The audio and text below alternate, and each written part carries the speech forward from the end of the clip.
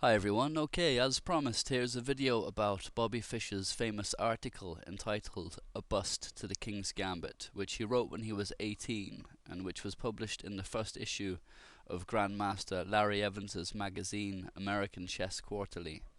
After its publication, the King's Gambit was played with far less regularity at master level and above. These days it's very rare at Grandmaster level. Fischer gives the introduction as follows. The King's Gambit has lost popularity, but not sympathy. Analysts treat it with kid gloves and seem reluctant to demonstrate an outright refutation. The Chess Player's Manual by Gossip and Lipschutz, published in 1874, devotes 237 pages to this gambit without arriving at a conclusion. To this day, the opening has been analyzed romantically, not scientifically. Moderns seem to share the same unconscious attitude that caused the old-timers to curse stubborn Steinitz. He took the beauty out of chess. To the public, the player of the King's Gambit exhibits courage and daring do. The Gambit has been making a comeback with the younger Soviet masters, notably Spassky, who defeated Bronstein, Averbach, and myself with it. His victories rarely reflected the merits of the opening, since his opponents went wrong in the mid-game. It's often the case also, as with Saint-Azier and Bronstein, that the King's Gambit is played with a view to a favourable endgame. Spassky told me himself the Gambit doesn't give white much, but he plays it because neither does the Roux Lopez nor the Giuoco Piano. So to get into the opening anyway, it starts with e4, and after e5, white plays f4, offering his f-pawn to get a strong pawn center, open f-file, and quick and easy development. Fischer writes, the refutation of any gambit begins with accepting it. So e takes f4, and now white plays knight f3, which is the line that Fischer analyzed in depth to try and refute. Interestingly, he did still play the King's Gambit himself after publishing the article, but almost exclusively in simultaneous games, and playing at this point bishop c4, the bishop's gambit, instead of knight f3, which is good because it disencourages an immediate d5 from black, which allows him to equalize, according to Fischer's analysis. This line allows queen h4 check, but the white king will be safe on f1, and the misplaced black queen and white's ability to play knight f3 with tempo later are good enough compensation for the loss of castling rights. But anyway, back to the line Fischer analyzed. Knight f3 is how that one goes, and d6 is the move he thought best after several months of studying the resulting positions of various alternative moves at this stage. It's known now as the Fischer Defense. Here he writes, this is the key to a troublesome position, a high-class waiting move. At Mar del Plata in 1959, he continues, I played g5, which was his game against Spassky, which I covered in the last video. Fischer's conclusion of this move was that it's inexact because it gives white drawing chances in the ensuing ending. After h4, the Paris attack, white's only real opportunity to gain an edge right out of the opening, which we also saw in the last video. As I said there, it's been extensively analyzed over hundreds of years, and best play goes g4, knight e5, knight f6, d4, d6, knight d3, knight takes e4, bishop takes f4, bishop g7, and now c3, as opposed to knight c3, which is what Spassky played in that game at Mar del Plata.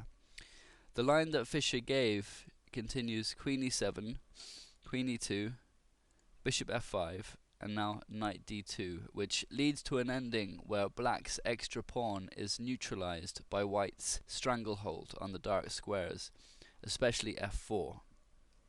So this line proves why playing 3 g5 is not sufficient for black to turn his material advantage into a win in the King's Gambit accepted.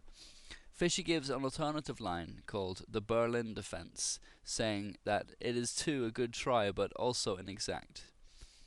If we go back to this stage,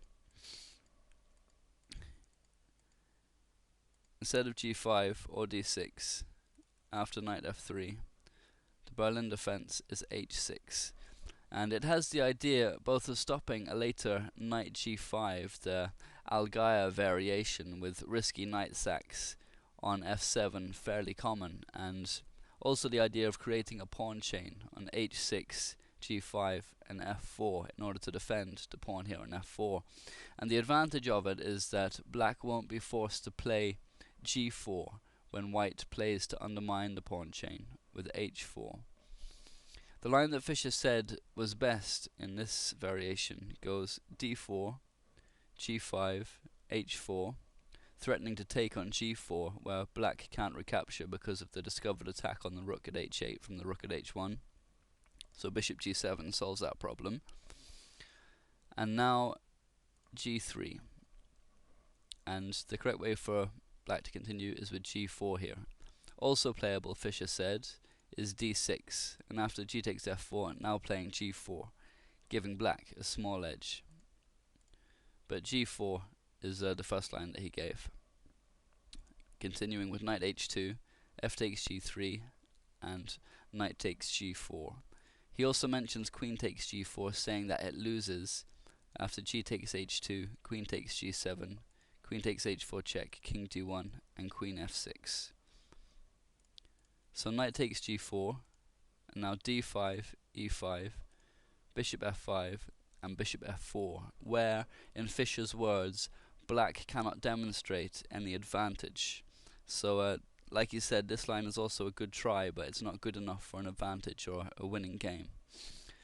So anyway, back to the line that he did recommend, which is after knight f3, d6.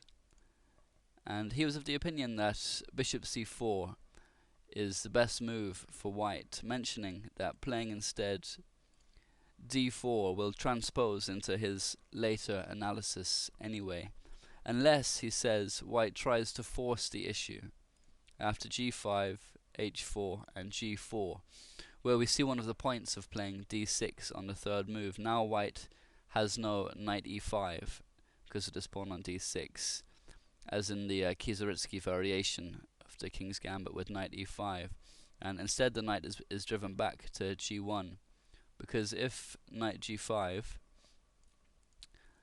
now f6, and the knight has run out of squares to move to, it can't even sacrifice itself because there's no longer a pawn on f7, and there'll be no compensation after it's lost.